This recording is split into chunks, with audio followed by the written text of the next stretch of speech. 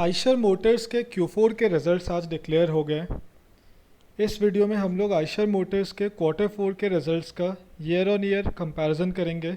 देखेंगे कि उनके नंबर्स लास्ट ईयर के सेम क्वार्टर के मुकाबले किस तरीके के आए हैं।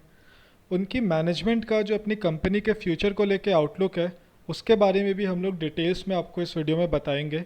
एंड मैनेजमेंट कमेंट्री के भी जो मुख्य पॉइंट्स रहे वो मैं आप तक पहुंचाने की कोशिश करूंगा।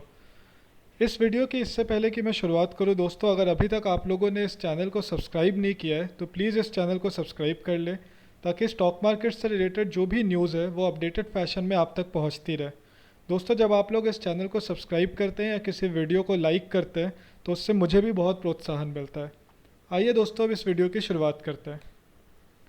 दोस्तों, आइशर मोटर्स के Q4 के रिजल्ट्स अगर हम लोग चेक करें तो पिछले साल जनवरी से मार्च वाले क्वार्टर में 2019 में रेवेन्यू इन्होंने 2500 करोड़ का पोस्ट किया था, जो कि इस साल जनवरी टू मार्च क्वार्टर में 2208 करोड़ का ही रह गया है, जो कि अराउंड 11% का डिक्लाइन है।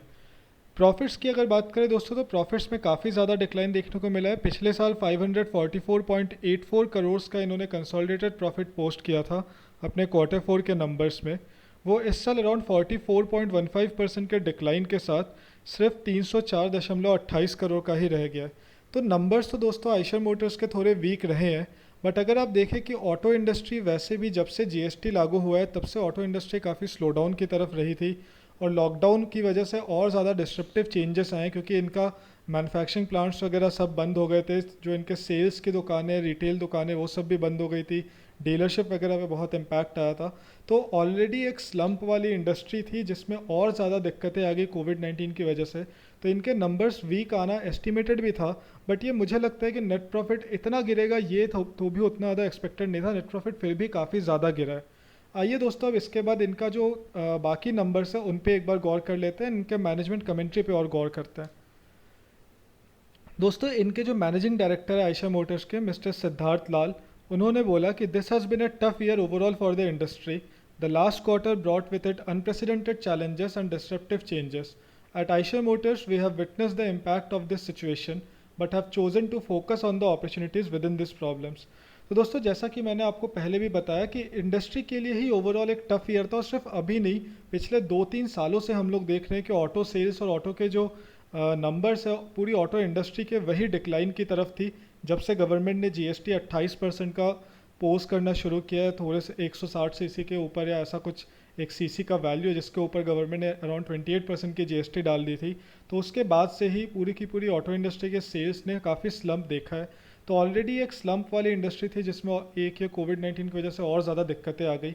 बट आइशर मोटर्स में ये लोग बोल रहे हैं कि they want to see the opportunities within this problems rather than focusing on the problems itself. तो ये एक अच्छी चीज़ भी आप मान सकते हैं।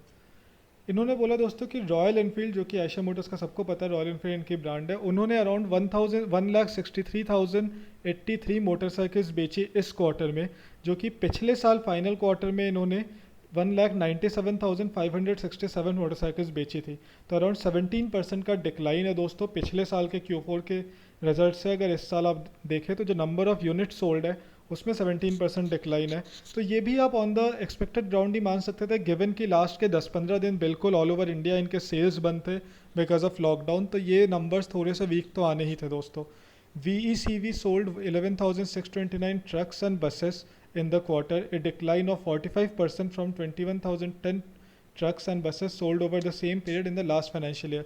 दोस्तों, VECV जैसे कि आपको पता होगा वोल्वो आइशर का एक जॉइंट वेंचर है। तो ये लोग कमर्शियल व्हीकल्स बेचते हैं वोल्वो और आइशर के जॉइंट वेंचर के नाम से, जिसको लोग VECV बोलते हैं हम लोग। तो ये इस वाले पार्ट ऑफ आइशर मोटर्स ने पिछले साल Q4 में 21,010 ट्रक्स बेचे थे, ट्रक्स एंड बसेस बेचे थे, जो कि इस साल 45% का डिक्लाइन के साथ ओनली 11,629 रह गया है। The company said last quarter of this fiscal was particularly challenging in the wake of unprecedented coronavirus pandemic. Royal Enfield's manufacturing and retail operations were suspended between March 23rd and May 5th as per government directives. The company has since resumed operations and more than 90% of its retail network is now operational. तो ये company ने वही बोला कि कोविड-19 की वजह से जो दिक्कतें आई वो सभी को वेल नोन है। इनकी कंपनी वापस अब ऑपरेशन रिज्यूम कर चुका है। 90% से ज़्यादा इनका रिटेल नेटवर्क अब ऑपरेशनल हो चुका है। For the quarter, VECV's revenue from operations was rupees 2,101 crores, down by 35% from rupees 3,209 crores in the same period last year. तो दोस्तों जैसा कि हमने देखा कि VECV के जो नंबर्स थे, जो सोल्ड व्हीकल्स थे, वो भी 45% डिक्लाइन किए थे, तो ऑब्वियसली इनका रेवेन्यू भी वीक होना था और वो अराउंड 35% के डिक्लाइन के साथ 2101 करोड़ ही था इस साल के क्वार्टर फोर का, जो कि पिछले साल 3209 करोड़ था. EBITDA was rupees 38 crores, down 86% as compared to rupees 274 crores in the corresponding quarter of the previous year. Eicher Motors earnings before tax, interest, depreciation and amortization declined 37% to rupees 432 crores. EBITDA margin contracted 780 basis points to 19.6 crores. So दोस्तों ये बहुत एक चिंताजनक बात है कि इनका जो मार्जिन है वो बहुत ज़्यादा कॉन्ट्रैक्ट हो रहा है आइशर मोटर्स का. तो इससे काइंड ऑफ आप ऐसा समझ सकते हो कि इनके पास जो प्राइसिंग पावर पहले थी अब उतनी ज़्यादा शायद नहीं रह रही है रॉयल एनफील्ड के व्हीकल्स को लेके, क्योंकि काफ़ी दूसरे ऑटो मैन्युफैक्चरर्स है जो कि उसी टाइप के व्हीकल्स को लेके आ रहे हैं मार्केट में. तो आइशर मोटर्स की जो प्राइसिंग पावर थी वो डिक्लाइन हो रही है. एबिडा मार्जिन के कॉन्ट्रैक्शन से आपको साफ साफ ये पता चल रहा है. Eicher Motors has been witnessing A decline in margin for 8 straight quarters. तो दोस्तों अगर आप लोगों को ये वीडियो पसंद आया हो तो प्लीज़ इस चैनल को सब्सक्राइब कीजिएगा, इस वीडियो पे लाइक बटन को क्लिक कीजिएगा और अपने दोस्तों के साथ भी ये वीडियो शेयर कीजिएगा. आपको दोस्तों कोई भी और इम्पॉर्टेंट इन्फॉर्मेशन हो जो कि आपको जानने का मन हो तो प्लीज़ कमेंट पे बताइए मुझे, मैं ज़रूर कोशिश करूँगा कि उस पर वीडियो बनाऊँ. धन्यवाद.